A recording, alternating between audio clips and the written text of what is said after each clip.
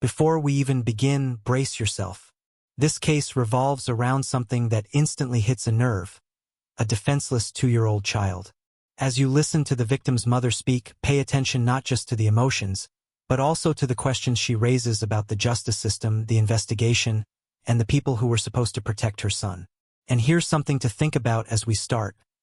When a child this young is harmed, what does real justice actually look like? Every day I question why and how could anyone ever put their hands on someone as innocent as a 2-year-old at the time of the events? How could someone be so spiteful of an innocent little being that's just learning the ways of life and what they can and cannot do?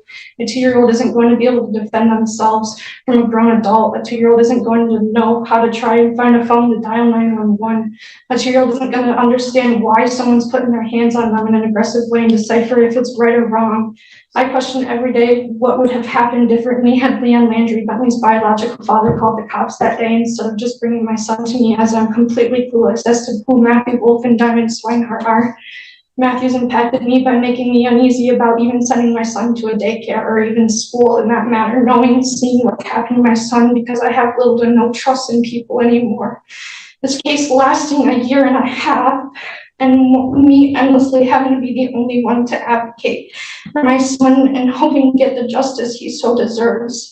To me, this isn't a justice system. My son isn't getting any justice in the matter when— Listen carefully here.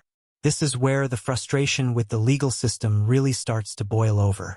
The mother is pointing out something that often shocks people watching cases like this: the gap between what victims expect and what the court ultimately delivers.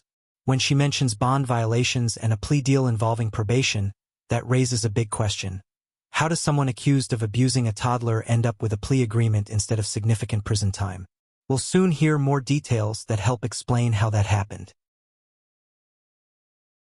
Matthew Wolf has been deliberately continuing to violate bonds the whole case, as he has only had to sit one time for a bond violation for only 84 days and had just got given a plea deal of 12 months probation. I personally think it's a whole load of crap that he's getting less than what I've been fighting for this whole case. Sorry, Your Honor.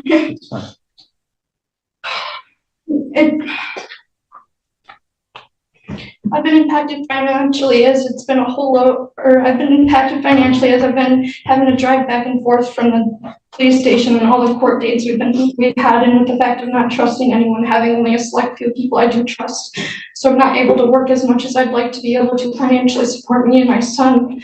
I also feel as though my son and I have been impacted by the Sheboygan Police Department and their failure to get my son and I a police officer on the case who was going to be able to successfully and thoroughly do their part for the case in the beginning, but instead gave us a police officer who was going to be transferring from Sheboygan to a different police station, who had seemed to be in a rush and completely get everything mixed up.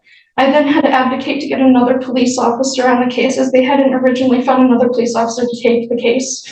5 months. It took about 5 months to even get a warrant to have Matthew and Diamond arrested to get anything in motion from— This part highlights something many people don't realize about criminal cases.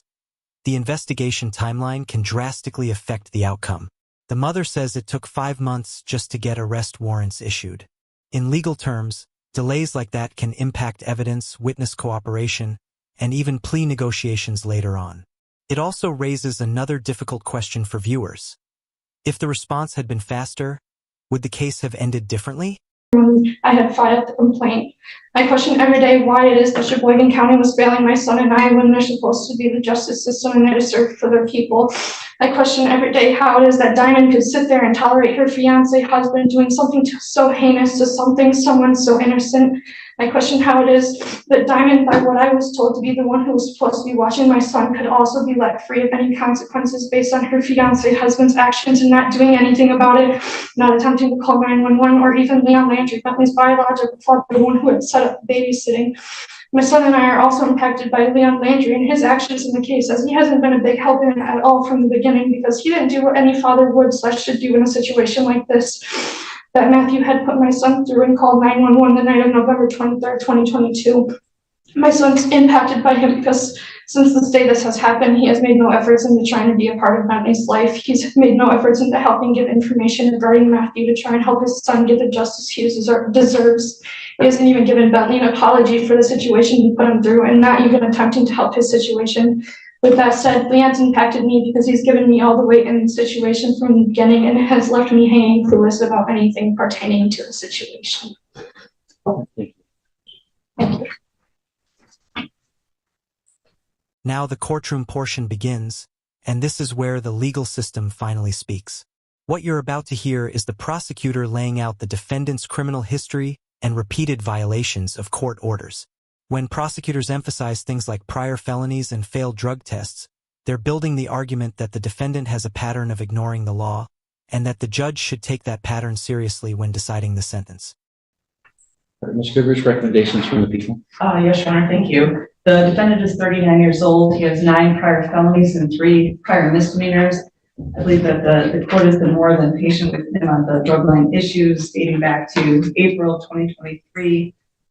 Initially in district court, he was given a fine for a dilute test. And then in July of 2023, he had a positive drug screen. He did serve some jail time. There was another violation September 28th of 2023 for missing drug screens. Then we're actually here on a sentencing from a violation of March 4th of 2024, where he was failing to call the bond line in early March. The court gave him a stern warning that he had to figure this out, he had to comply, and that he would not be incarcerated for a second time and given a chance.